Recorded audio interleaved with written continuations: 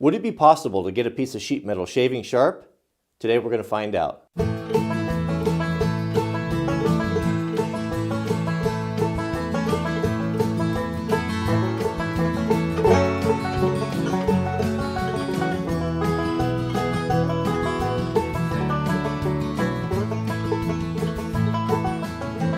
So welcome back to the shop, friends. This challenge was thrown out there by some of you guys in the comments. We were talking yesterday about doing a sharpening video, trying to sharpen something that maybe you shouldn't be able to get shaving sharp, and the suggestion of a piece of sheet metal came up. I was thinking of all different things. I thought, should we try sharpening a ruler? Or I'd even grabbed a Sawzall blade. Like, could we make a knife out of a Sawzall blade? And I thought, well, let's just go with sheet metal. That's something that I think everyone can relate to. And if we can get this thing with the Russian knife sharpener sharp enough to shave with, man, that's really doing something. And of course, we'll be using the Russian knife sharpener. Now, we've done things in the past similar to this. You know, of course, we got a shaving sharp butter knife. Mrs. W wasn't too keen on that when I brought it into the house. It was actually a bit of a hazard. You don't want a butter knife shaving sharp mixed in with the other ones because no one's expecting it to happen. So by harnessing the power of the electron microscope, we can see indeed that there is no edge on here. It's simply just a piece of sheet metal. I don't know how thick it is, probably what, maybe less than a 16th, 32nd. It's not very thick, but it's probably about very similar to what we'd have for knife steel, but it is indeed perfectly flat. Here we go. All right, so we'll start with the coarse stone. And we'll set our angle here. So I'm thinking we'll just go with 20 degrees here. We'll dial this in perfectly with our Tisproff angle cube. And I like the word cube. Anything that's anything that it says cube is usually kind of cool. All right, so let's go for 20. Dial that down there. Very sensitive, this thing. All right, too far. Looks like each click is about a point. There we go, 20. Now we're ready. Okay, we got the coarse stone. So I'm going to just use a little water here. It's just simple green. Soap doesn't matter. Water works fine. It seems to work a little bit better. Okay, so let's we'll kind of keep track of these. There's a little bit of, it's going to take a little while to get that initial edge on there. So rather than counting the strokes, I'm just going to be consistent here and watch the time. So I'll just do it for 60 seconds on each side. So that's about 60 seconds on that side. We'll flip it over and we'll do the same thing. Definitely the liquid seems to help.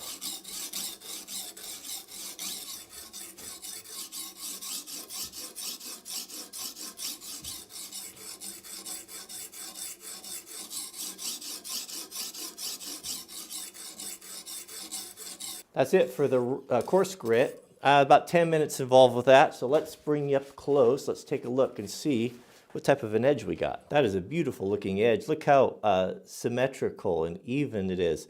When I cut this out with a bandsaw, I just freehanded it, just eyeballed it. It was pretty bad, but the sharpener brought everything into alignment and made that radius nice there. But doesn't that look great? That really... It's pretty incredible. All right, let's flip over to the next stone and start putting the polish on it. You can really feel the difference between that coarse stone and the next one. It's much smoother than the other one. You really start to see the polish. So once we have that, we've got that edge established on there. The rest of this here will go pretty quick. It's just a matter of just polishing it out. The stone really does take the water. When you first put it on, it actually takes a while for it to saturate.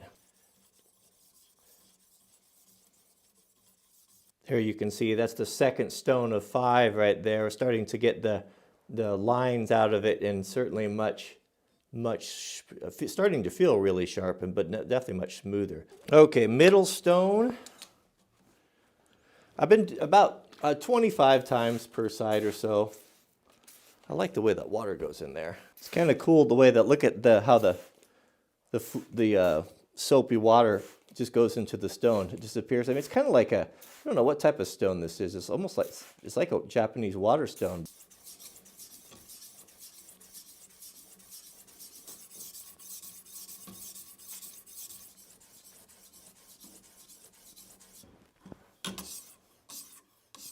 All right, let's take a look at the second to the last and see how the polish is there. Not too bad for a piece of sheet metal. You can starting to see, can't quite see a reflection in it yet, but I can definitely see a little glimmer off of it. And man, that is sharp. That is a perfect edge at 20 degrees. It's such an enjoyable process, this. I think these simple monotonous jobs, I would say that they're monotonous, I think that's the wrong word, are so wonderful to have in your life because of how complicated life is and how much of those, we've got so much going on and so much responsibility, and our work can be very complicated. To be able to come home and to find something that you can do, that you can just focus all your attention on, and block out all of the other stress of life. Whether there's lots of different things, like reloading or traditional woodworking, where the time just goes by. You're working in your shop and you don't even know that you've been in there for 5 hours. It's good for the soul. It's just, to me, it's a refuge from all of the things that are screaming for our attention. The funny thing, I think it was C.S. Lewis, talk about one of the most difficult things for, I struggle with it, and I think a lot of people do, is waking up in the morning, and we all know, those of us that are people of faith know that it's the best time to spend time, studying, spending time with God. It's so funny that you can go to bed with the best of intentions that, I'm gonna get up and I'm gonna take even if it's 15 minutes, it's better than nothing. Some people take more. It's nice if you can take an hour. I'm gonna connect, I'm gonna spend time with God and the best part of the day. And man, as soon as you wake up, C.S. Lewis, I think that's how he put it, was these roaring lions of obligation and responsibility. I'm paraphrasing here. Or come at you, or these responsibilities come at you like a roaring lion. Your mind starts working, and every excuse, I don't have time for this. I don't have time for some quiet time for myself, or some prayer time, or meditation, whatever you do. I've got to get to work, and I've got to get on that, answer those emails and all of that. It's amazing how powerful that draw is, and it makes to me that is a testimony of the truth of God, is that there's something out there that really wants you not to spend time with him, that really wants you to go and to chase all these other things, these other phantoms, and so that it's almost like it's scared of you making that connection, because nothing. There's no other way you could explain it. It is a crazy thing. So here's the edge after that final. You see a little bit of gleam off there, the finest stone right there. Now, what I've been amazed with is how nice of a polish, how much further it takes it going with the leather. Here's the leather bit here, and the jeweler's rouge. Let's do that next, and then see, we should be able to get almost a mirror polish, or I have been on knives. I don't know about sheet metal. So I messed up my leather here. The first knife that I sharpened, I was kind of had that muscle memory, and I pushed it a couple times, and the knife was so sharp that it cut it off there. But I don't think it's going to hurt anything. So I've got these two compounds. I got a gray one and a white one. I don't know which one is finer. The white one kind of feels finer, but this is a super fine. It's almost like it's like a toothpaste. Toothpaste has got pumice or something in it, some abrasive. That's more than enough right there. An abrasive in it that polishes, and this does the same thing there on the leather, but we only pull it. So let's put that in and see what type of polish we can get. The leather is the key for sure, but we only pull here. You should be able to start to see that polishing a little bit. It's not as mirror-like as I have had in the past with some of the the nicer kitchen knives, the Hinkles and Cutcos and stuff. But I went the wrong way again. Good grief, the old habits there. Okay, friends, I think we're ready for the shave test. That is beautiful. It doesn't have a luster on it. It has a nice luster. It doesn't have a mirror polish like the tool or the blade steel does, but it does look really beautiful, and it seems it seems sharp. That's steep. Yeah, that was a pretty thick chunk of sheet metal right there. Here we go. There you can see. Isn't that nice? So you can see the light kind of reflecting off of there. Maybe reflecting is the right word. But a lot of those grains, the grain marks have come out that we had. Now, I could spend another 10 minutes or so on it. You could even get it even brighter than that, but that looks pretty good right there. I apologize for the mess in the shop. There's so much clutter in here. I don't like to have my shop this way. We're just finishing up the woodworking and stuff inside the house, and I'm doing a lot of the water locks.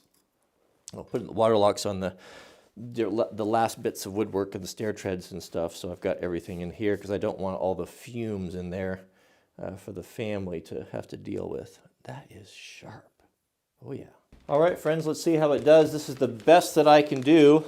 What I noticed on it when I was polishing it, I was looking at it really closely with the loupe, the high magnification, and I don't know, maybe it's the structure of it. I'm not a metallurgist, but it seems that that point wants to do this. That when I really get down to the fine stuff, that it doesn't have, when it's gotten so thin at the tip that it doesn't it doesn't have enough hardness to hold.